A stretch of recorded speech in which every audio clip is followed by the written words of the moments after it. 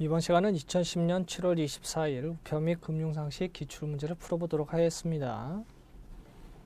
1번 다음 내용과 관련된 법률은 우정사업의 조직, 예산 및 운영에 관한 자율성을 확보하고 우편 대체, 우체국 금융 및 보험 사업과 이에 부대되는 사업을 보다 효율적으로 추진함으로써 우편 영무에 대한 품질을 향상시키고 국민 경제 발전에 기여한다라고 되어 있는데 전반적인 내용이 뭡니까? 사업적 운영이죠. 조직이 있고 예산 있고 운영이라는 표현이 들어갔기 때문에 우정사업을 운영하겠다라는 측면이죠. 따라서 4번 우정사업 운영에 관한 특례법이 됩니다.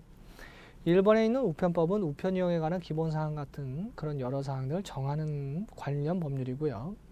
2번 우체국 예금 보험에 관한 법률은 우체국, 다시 말해서 최신관세로 하여금 간편하고 신용 있는 예금보험 사업을 운영토록 하기 위한 규정된 법률이고 3번 우체국 창구 업무의 위탁에 관한 법률은 창구 업무 일부를 일정한 자격을 갖춘 자에게 위탁하는 데 관련된 법률이다 이렇게 볼 수 있습니다.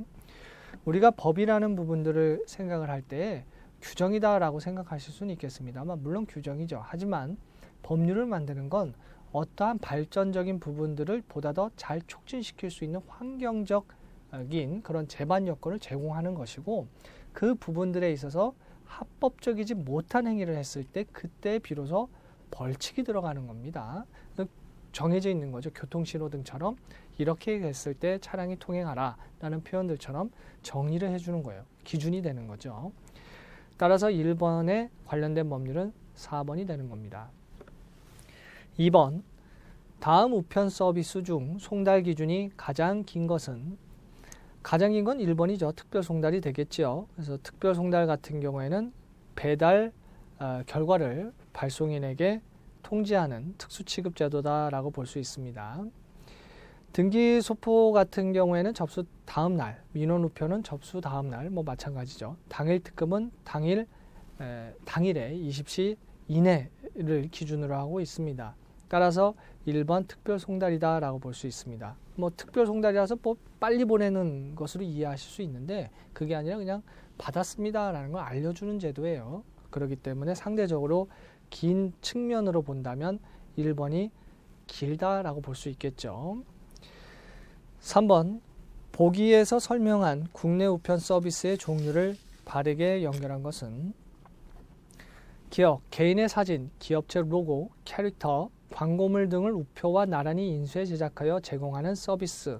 이것은 나만의 우표죠. 여러분들 최신관사 우체국 들어가게 되면 나만의 우표를 또 만들 수 있습니다. 그래서 기념적인 부분들을 만들고 싶다라고 하면 사진을 올려서 그걸 우표로 만들 수 있는 서비스죠.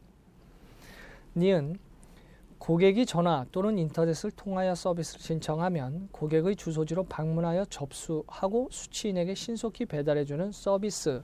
이건 당연히 우체국 택배에 관한 내용이죠. 디귿 전국 우체국을 통해 농, 어촌, 특산품 등을 저렴하게 구입할 수 있는 서비스는 우체국 쇼핑이죠. 해당 사이트에 가시게 되면 여러 가지 상품들이 있어요. 그리고 1번의 두 번째 니은 우체국 꽃배달이라는 것이 있는데 우체국 꽃배달이라는 것은 마찬가지로 이제 신청을 하잖아요. 전화든 온라인이든 신청을 하게 되면 전국 꽃배달 업체에서 수취인에게 직접 배달하는 서비스를 우체국 꽃배달이라고 보고 2번의 기업 우체국 경조카드라는 것은 경조카드를 제작해서 배달해주는 서비스를 얘기하는 것이죠. 3번에 있는 기업 니은 디귿의 내용으로 순서대로 올바르게 되어 있는 것은 3번이 되는 겁니다.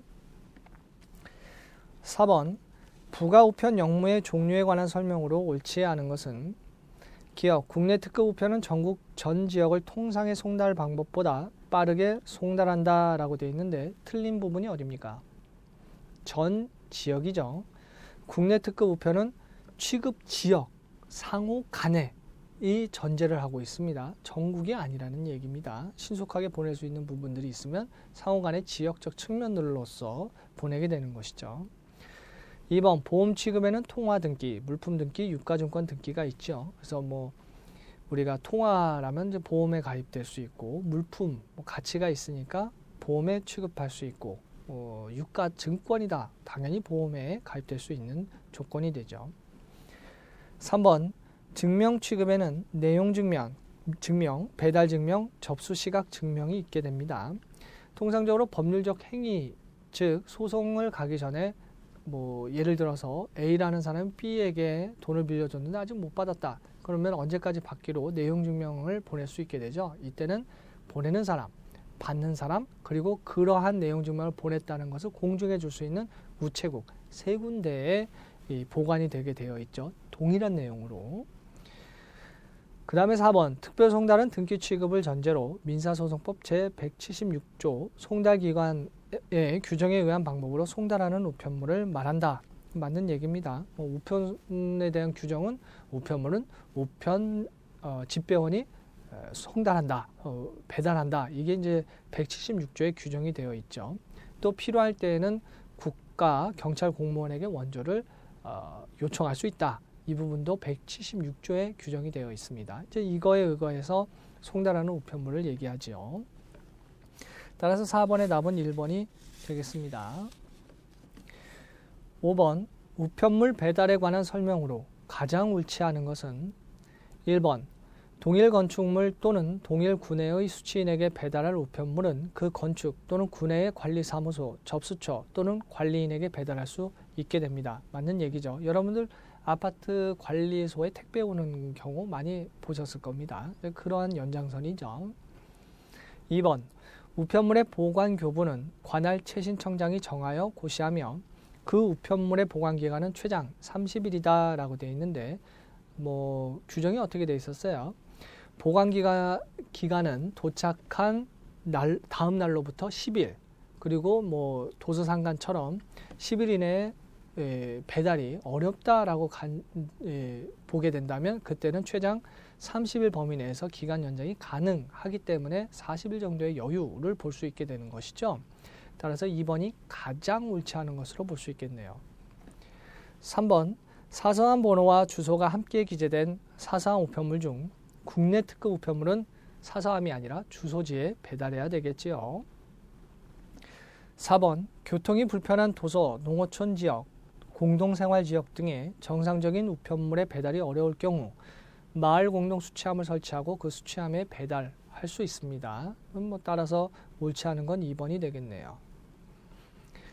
6번 보기에 국제통상 우편물 중 포스카드, 우편엽서로 취급할 수 있는 것을 모두 고른 것은 기억, 사진, 접힌 종이 등이 붙어있는 우편엽서. 그 우편엽서에는 이러한 표시나 부착 같은 건 못하게 되어 있죠. 우편엽서를 취급할 수 없겠네요. 니은 우편요금을 표시하는 증표를 인쇄한 관제엽서. 관제엽서 같은 경우에는 당연히 표시할 수가 있습니다. 사제엽서는 못하는 거죠. 그래서 니은 맞네요. 디귿 포스트카드임을 표시하지 않은 사제엽서. 이 부분도 당연히 우편 요소로 취급할 수 없게 되겠죠. 표시하지 않았으니까. 리을 포스트카드임을 표시하지 않는 그림 엽서. 엽서 자체인데 그림으로 형상화 된 것뿐이니까 니은과 리을이 답이 되겠네요. 기역 디귿은 올바르지 않고요.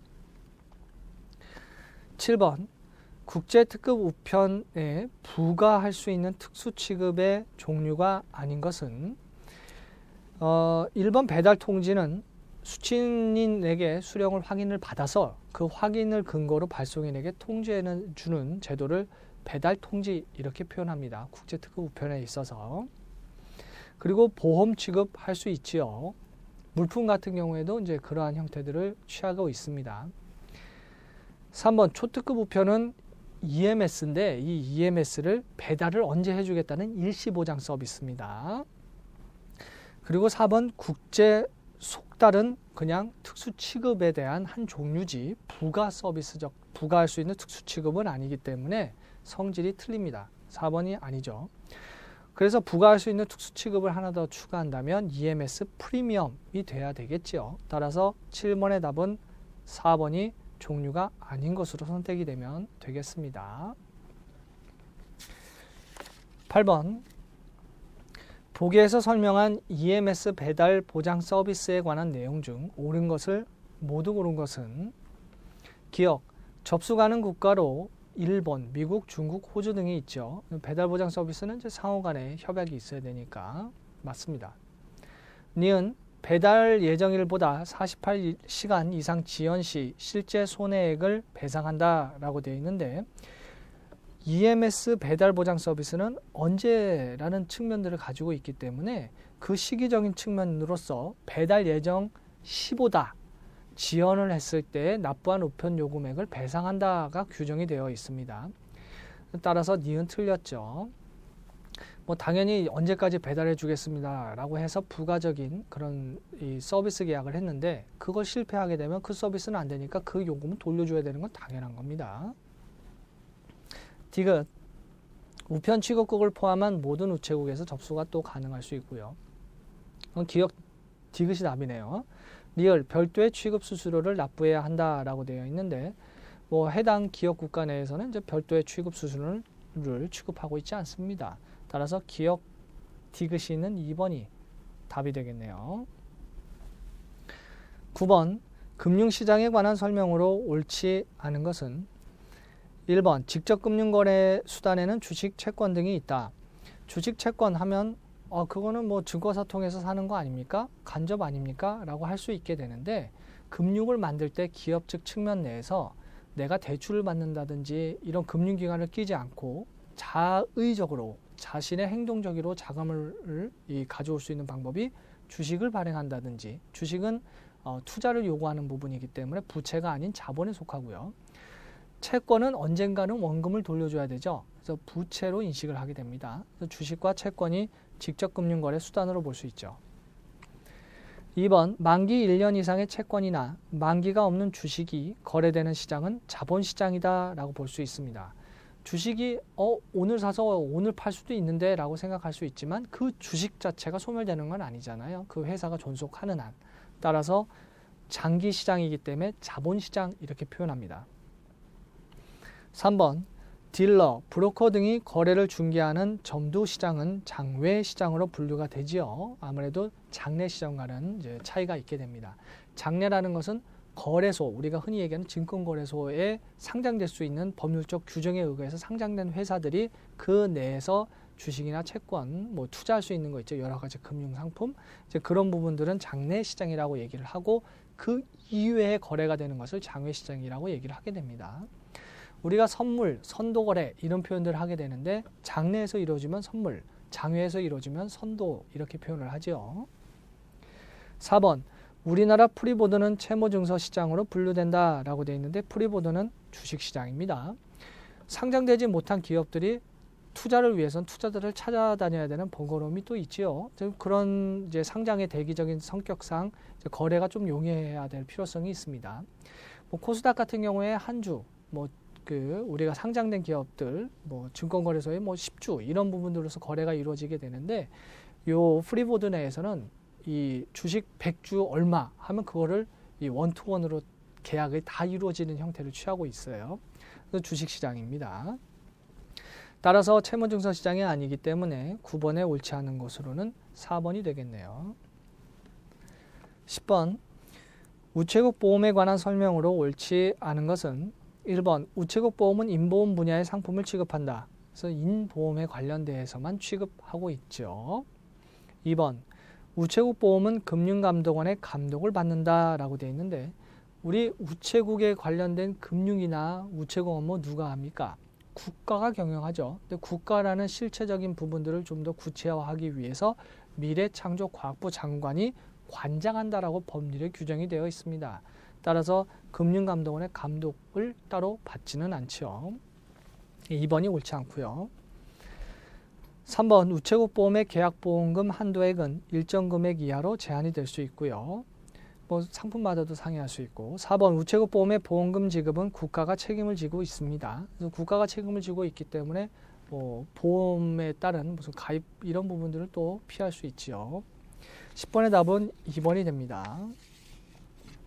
11번 전자금융에 관한 설명으로 옳은 것은 1번 우체국 CD ATM 무매체 거래 고객은 별도의 신청 없이 타 은행의 무매체 거래를 이용할 수 있다라고 되어 있는데 매체적인 부분들을 사용하지 않고 거래를 하겠다라고 했을 때는 신청 없이가 아니라 내가 신청하겠다라는 신청을 필요로 합니다. 왜냐하면 무매체 거래이기 때문에 사고가 발생할 가능성이 다분하죠. 따라서 그 무매체 거래를 하겠다는 본인의 의지의 법률적 행위가 수반이 돼야 돼요.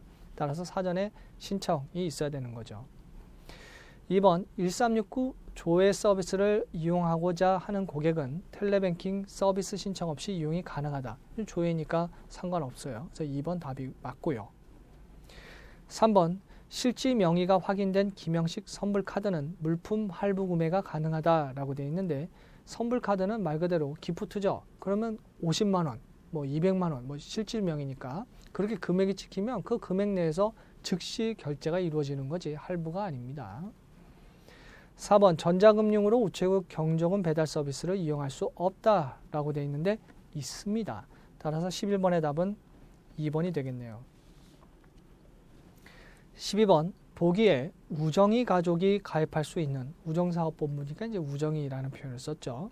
세금우대 종합저축의 최대 가입 금액은 세금우대 종합저축이라는 건 이런 형태죠. 여러분들이 어떤 금융상품을 가입을 할 때 그것을 비과세 상품으로서 혜택을 받을 수 있는지 혹은 세금 우대를 받을 수 있는지를 알아볼 수 있습니다. 비과세라는 것은 말 그대로 이자에 대해서 세금을 묻지 않겠다는 부분이고 이 세금 우대라는 것은 본래 금융소득, 이자라든지 배당소득 같은 경우에는 주민세 포함해서 원래는 이제 14%인데 14%에 10%, 1.4%를 합쳐서 15.4%가 금융소득에 있어서 이자 배당소득에 있어서의 과세 기준이 되죠. 근데 세금 우대는 9.5%만 부과가 되기 때문에 그래서 세금 우대라는 표현을 쓰게 되는데 그래서 여러분들이 가입하는 상품에 있어서의 세금 우대 혹은 비과세가 가능한지 여부도 확인할 수 있게 되고요. 이때 세금 우대 종합저축의 최대 가입 금액은 이 기준이 있습니다.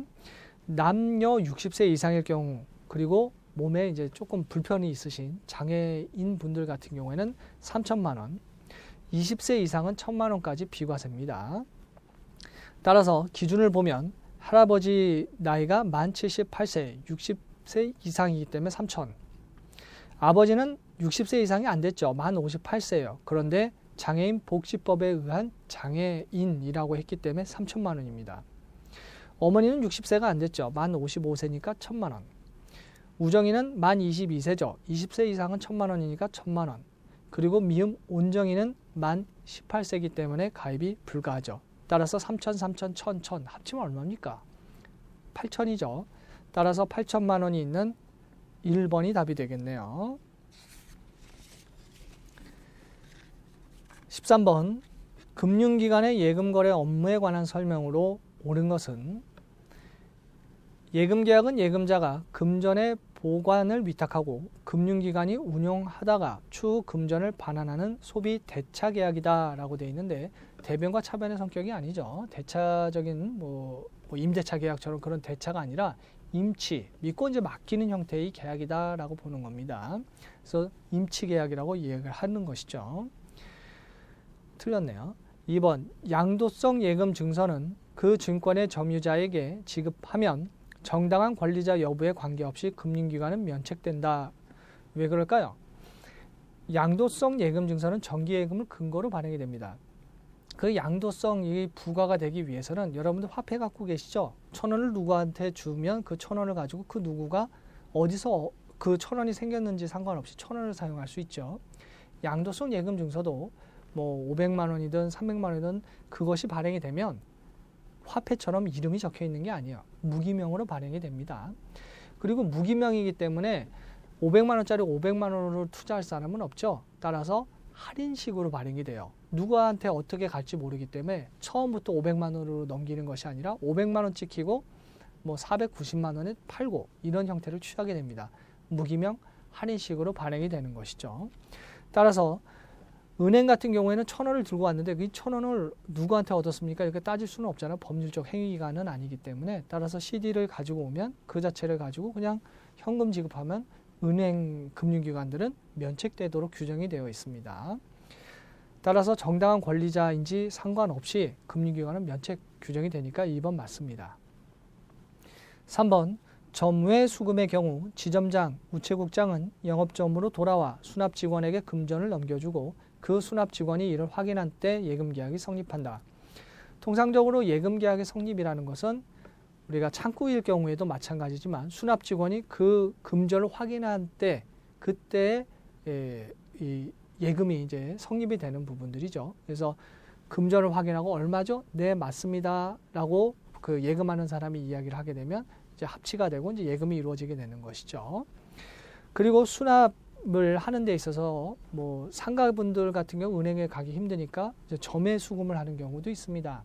그 점외 수금 같은 경우에 그 수납을 하는 그 점외하는 그 수금하게 되는 직원이 창구로 돌아와서 수납 직원에게 넘겨주고 수납 직원이 확인한 때에 그것도 마찬가지로 수납이 됐다, 예금 계약이 성립됐다로 보고 있는 겁니다.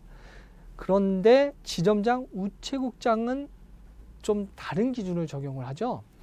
지점장과 우체국장은 그 움직이는 은행의 성격을 대표한다라고 보고 있습니다. 즉 예금 수령 대리권자로 보고 있는 것이죠. 따라서 지점장이나 우체국장은 금전을 수령하고 이를 확인했다. 그러면 그 즉시 예금 계약이 성립되게 되어 있습니다. 창구 직원까지 갈 필요 없다는 얘기죠. 따라서 3번 틀립니다. 4번 공동대표 이사와 거래 시 공동대표 1인이 다른 어느 1인에게 모든 업무를 포괄적으로 위임하는 것은 유효하다라고 되어 있는데 무효죠. 공동대표를 하는 이유가 뭡니까? 상호 간의 발전적인 견제를 위함입니다. 따라서 해외 출장이나 불가피한 상황에 있을 때는 건당 서로 간의 합의를 통해서 그 합의에 의해서 그 해당 일만 처리하는 것이지 모든 업무를 넘기게 되면 공동대표가 아니게 되는 겁니다. 따라서 포괄적 위임을 하지 않습니다. 무효입니다. 13번의 답은 따라서 2번이 되는 것이죠. 14번 보기의 금융상품 중 우체국 예금에서 취급하고 있는 것을 모두 고른 것은 우리가 하고 있는 이 학습 목표는 이제 은행의 계리직 업무를 얼마큼 잘 수행하는가이기 때문에 배우는 모든 내용이 실무죠. 따라서 취급하는 금융상품도 알고 있는 건 당연합니다. 기억에 있는 MMDA 시장금리부 수시입수금식 예금 취급하고 있죠. 기억. 니은 MMF는 자산운용회사죠. 그래서 단기금융상품펀드라고 이야기를 합니다. 그래서 뭐 단기금융이라는 것은 그 만기가 90일 남은 90일 이내의 상품을 통상 투자를 하게 됩니다. 우리가 CD를 발행하면 90일을 통상 만기로 하죠. 그래서 여러분들 경제뉴스에 보면 그 CD를 은행에서 발행을 할 때 몇 %의 이자라고 하게 되면 그 이자를 근거로 은행이 돈을 받고 그걸 근거로 이자를 주니까 그 이자보다 조금 높게 대출을 하게 되니 대출 이자가 확정이 되겠죠. 그래서 CD 911물, 911물이라는 것은 90일 운영하고 그 운영에 따라 91일 날 현금화시키기 때문에 그 911물 같은 경우에 금리가 얼마입니다라는 것은 경제가 어떻게 돌아가고 있거나를 파악시켜주는 거죠. 그래서 MMF 같은 경우는 그런 것처럼 그렇게 이제 잔존 만기라고 표현하는데 1년 채권이지만 60일 남았다. 그럼 그 투자할 수 있는 거예요. 그래서 그런 단기금융 상품을 MMF라고 부르고 있고 자산운용회사가 운영하고요. CD는 양도선 예금증서고 RP는 이제 환매를 조건으로 해서 구매하는 채권적 성격을 갖고 있고 리을 맞네요. 미음 CMA는 증권사와 종금사, 종합금융회사가 취급하는 어음관리 계좌죠. 비읍 ELD 이것도 취급하죠. 따라서 기억, 니을, 비읍이 있는 1번이 우체국 예금에서 취급하는 상품이다. 이렇게 볼 수 있겠네요. 15번 보험료에 관한 설명으로 옳지 않은 것은 예정 사망률이 높아지면 위험보험료는 상승한다. 당연한 얘기가 되겠죠. 사망률이 높아지면 보험금 지급 금액이 커지기 때문에 이에 따라서 보험료는 상승할 수밖에 없게 됩니다. 그래서 여러분들 보험 CF 같은 경우에는 고정된 금액이 있지만 변동될 수 있습니다. 약관을 잘 읽어보시고 이런 설명들 나오죠. 변동될 수도 있습니다. 2번 예정이율이 높아지면 연금보험의 보험료는 하락한다. 예정이율이라는 것은 보험료를 받았죠. 그래서 그 보험료를 가지고 이 수익 사업을 했어요. 수익 이 활동을. 수익이 생기는데 예정이율이 그게 높아졌어요. 내가 4% 생각했는데 7%예요. 그러면 상대적으로 보험료는 깎아질 수 있는 기회가 됐다라고 보는 거죠. 3번 예정사업 비율이 높아지면 순보험료는 상승한다라고 되어 있는데 위험과 저축적 성격을 갖고 있는 게 순보험료지 예정사업 비율은 부가보험료라고 봐야 되겠죠. 따라서 예정사업 비율이 높아지게 되면 순보험료가 아니라 부가보험료가 상승한다라고 봐야 됩니다. 3번 옳지 않네요. 4번 예정 사망률이 낮아지면 생존보험의 보험료는 상승한다. 상대적인 거죠. 사망률이 낮아지면 생존 확률은 높아지니 생존보험의 보험료는 상승할 수밖에 없게 되겠죠. 따라서 15번의 답은 3번이 되는 겁니다. 16번 생명보험 계약에 관한 설명으로 옳지 않은 것은 1번 보험계약자는 보험 수익자를 변경할 수 있는 권리가 있지요. 계약자는 통상적으로 보험 수익자를 변경할 수 있게 됩니다. 2번 보험계약 해지 시 보험 대상자의 동의가 필요하다라고 되어 있는데 뭐 특별한 경우가 아니고는 이제 변경할 때 동의를 굳이 요구할 필요는 없죠. 2번이 답이고요. 3번 생존보험 계약은 만 15세 미만자를 보험 대상자로 할 수 있죠. 생존이죠. 사망이 아닌. 가능합니다. 4번 타인의 사망보험 계약 체결 시 보험 대상자의 서면 동의가 필요하죠. 당연합니다. 본인의 사망을 근거로 보험금을 받겠다라는 계약을 하면 본인이 알아야죠. 그럼 본인이 그것에 동의했다는 서면 사인이 있어야 돼요. 그 자신의 법률적 행위적인 동의가 있어야 된다는 거죠. 따라서 16번에 가장 적절하지 않다 싶으면 2번이 답이 되겠죠. 17번 무배당 우체국 실손의료비 보험에 관한 설명으로 옳지 않은 것은 배당을 하지 않는다는 성격이죠. 1번 실손의료비 보장상품을 다수 가입한 경우에는 약관에 따라 비례보상이 됩니다. 그래서 여러분들 보험 CF 같은 경우에 비례보상이라는 용어가 많이 나오죠. 2번 상급병실을 이용한 경우에는 일정 부분만 보상이 될 수 있습니다. 3번 국민건강보험을 적용받지 못한 경우에는 본인 부담분금의 90%가 보상이 된다라고 되어 있는데 40%의 해당액을 기준으로 하고 있습니다. 3번 옳지 않죠. 4번 보험계약이 갱신되면 보험료는 변경될 수 있다. 이 점도 유의해야 되겠죠. 18번 우체국에서 취급하는 플러스 연금보험 2종의 가입 조건으로 옳지 않은 것은 만 18세 미만자 가입할 수 없도록 되어 있고요. 보험료는 일시납을 선택할 수 없고 3번 납입기간은 10년 납을 선택할 수 있고 4번 월 보험료는 100만 원을 선택하는 것이 아니라 50만 원 이내에서 0.5에서 3구자를 선택해서 운영할 수 있는 겁니다. 따라서 18번의 답은 4번이 되겠죠. 19번 다음 글의 내용과 일치하지 않는 것은 뭐 치아와 이제 와인의 관계다라고 볼 수가 있게 되는데요. 문제의 마지막 문장을 보시면 박스 내의 마지막 문장을 보시면 나쁜 소식은 와인을 마신 후에 after drinking wine이잖아요. 와인을 마신 후에 brushing your teeth 이를 닦게 되면 나쁜 뉴스죠. 어떻게 되냐면 make things worse 나쁘게 만들어집니다. 와인 마시고 이 닦으면 안 된다는 얘기죠. 그런데 19번에 일치하지 않는 것에 4번을 보시면 와인을 한 잔 한 후에 이를 닦는다면 brush your teeth 하게 되면 protect them 치아를 보호할 수 있다라고 돼 있죠. 치아를 보호하지 못한다고 그랬는데 따라서 19번에 일치하지 않는 것은 4번이 되는 것이죠. 마지막 20번 문제입니다.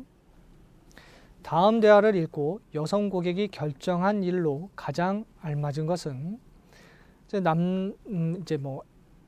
남성으로 볼 수 있는데 What can I do for you? 뭐 도와드릴까요? 라고 물어보니까 국제특급인데 호주로요. 그리고 소포죠. 파슬리니까 소포입니다. 그랬더니 물어보죠. 안에 뭐가 들어있나요? 그래서 여기서 중요한 표현이죠. 우리가 소포를 보낼 때 소포를 접수하기 위해서는 그 상자 내에 무엇이 있는지를 확인해야 되고 필요시에는 개장을 할 필요성이 있으니까요. 그래서 뭐가 있는지 물어보니까 여성 고객이 이야기하죠. 옷, 화장품, 김, 그리고 헤어스프레이 있죠. 헤어스프레이는 인화성 물질입니다. 소포에서 취급하지 않는 부분 품목이 되죠.